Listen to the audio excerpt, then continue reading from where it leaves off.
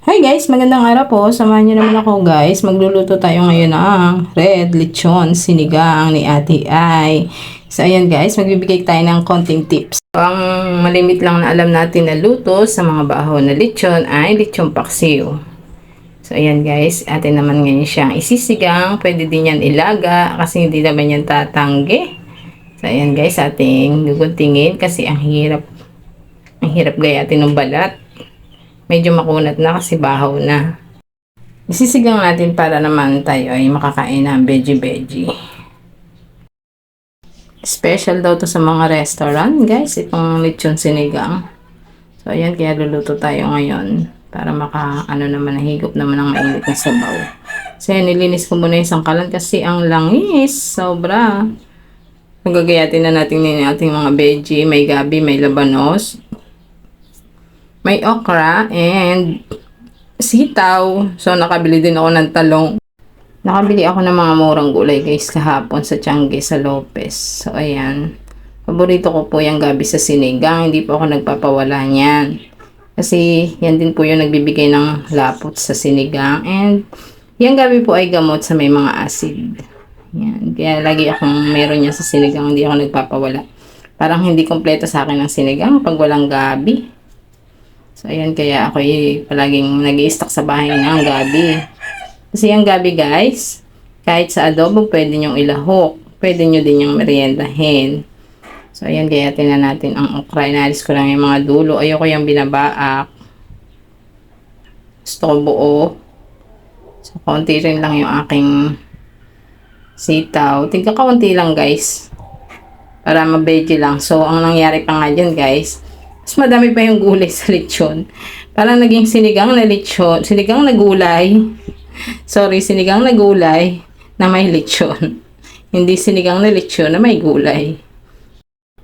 So, mas good naman po kung maraming gulay.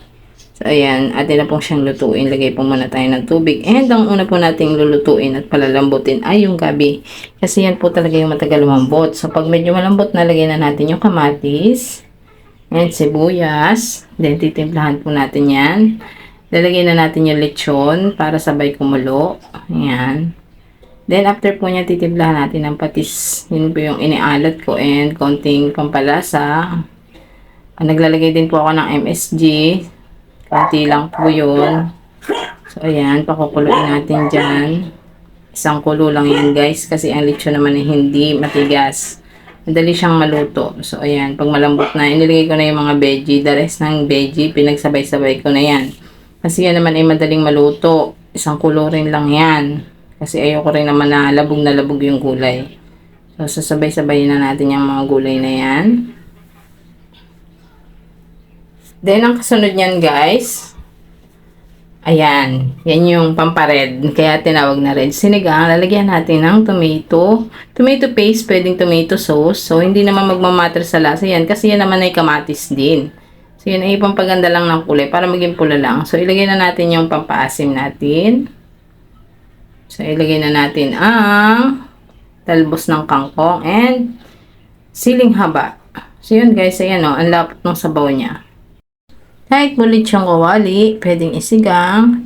And guys, meron nga po ako natikman eh. Yung inihaw na baboy, iniihaw muna nila din bago nila sinisigang. Iihawin muna nila. Kasi purpose nila para makatuloy yung mantika ng baboy. Lalo na kapag sobrang taba ng baboy.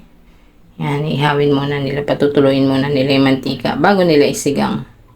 And masarap din naman guys. Minsan try nating lutuin yon. So, yung lechon na yan ay bigay lang po sa akin ng aking biyanan. So, maraming salamat sa padalang lechon ni Mama kahapon. And guys, yan yung perfect yan. Yan, ang perfect sa sinigang. Yung patis na, yung lara, dudurugin natin. So, yun guys. Bye guys. Maraming salamat po. Piliin po natin maging masaya tayo palagi.